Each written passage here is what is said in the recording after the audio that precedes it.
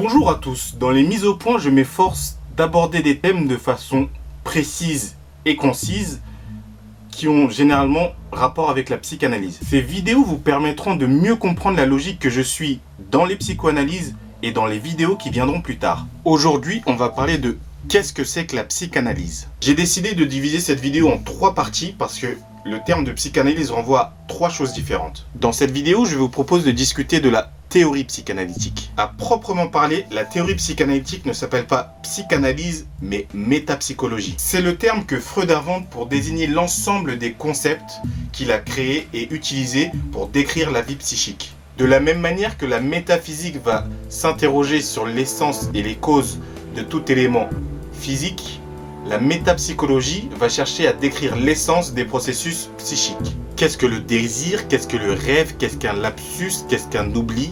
Qu'est-ce qu'un symptôme? À toutes ces questions, la métapsychologie va proposer des réponses en ce qui concerne la vie psychique. Cette théorie psychanalytique naît autour de l'année 1900 sous l'impulsion de Sigmund Freud.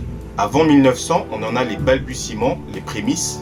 Après 1900, après la parution de l'interprétation des rêves, la théorie se précise. Le concept central de cette théorie, c'est ce que j'ai essayé de montrer dans la première mise au point, c'est celui d'inconscient. Ce qu'il faut entendre quand on parle d'inconscient, c'est qu'il y a 2 niveaux de compréhension pour un phénomène psychique. Freud a d'abord remarqué ça par rapport à la symbolique des rêves, pour laquelle il a parlé d'un contenu manifeste et d'un contenu latent. Le contenu manifeste, ce sont les sons et les images du rêve qui nous apparaissent directement. Et le contenu latent, c'est pas exactement ce qui est caché, mais plutôt ce qui est difficile d'accès, ce qui échappe à notre raisonnement habituel.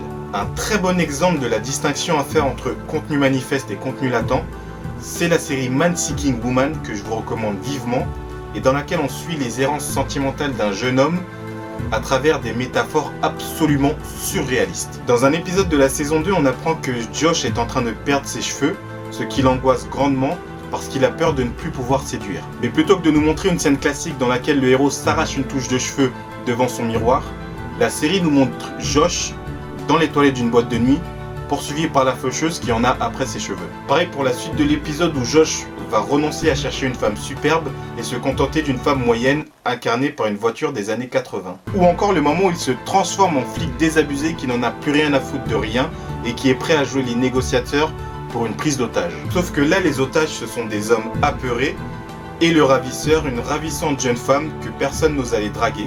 Josh va donc désamorcer la situation en chopant son numéro. Vraiment, allez voir cette série. Pour en revenir à la différence entre contenu manifeste et contenu latent, Man Seeking Woman part de situations banales de la vie amoureuse, la drague, la rencontre, la dispute, l'échec, pour en faire des situations fantaisistes. On a donc un cheminement inverse à la psychanalyse, où là la fantaisie et l'irrationalité sont sur le devant de la scène, tandis que la raison se repose en coulisses. Avec cet exemple, vous voyez bien la différence entre une réaction rationnelle à la perte des cheveux, qui serait de dire c'est un processus biologique courant mais qui m'arrive un peu tôt, et une réaction moins rationnelle qui va être d'associer cette perte des cheveux à une angoisse de mort et de solitude. Si je vous donne cet exemple, c'est parce qu'il illustre parfaitement la place centrale du symbolisme en psychanalyse.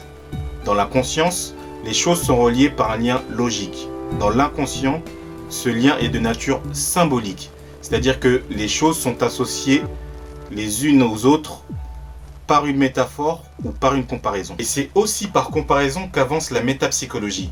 Le modèle de référence de la psychanalyse, c'est l'analyse des rêves. Et ce modèle a été transposé à tout un tas d'autres domaines, dont la maladie mentale et la psychothérapie. Si à ce moment vous regardez le petit curseur en bas de la vidéo, vous aurez compris que ce sujet fera l'objet de la prochaine mise au point. Va parler de nous, va parler de nous, va parler de nous, va parler de nous, va parler de nous, va parler de nous, va parler de nous, parler de nous.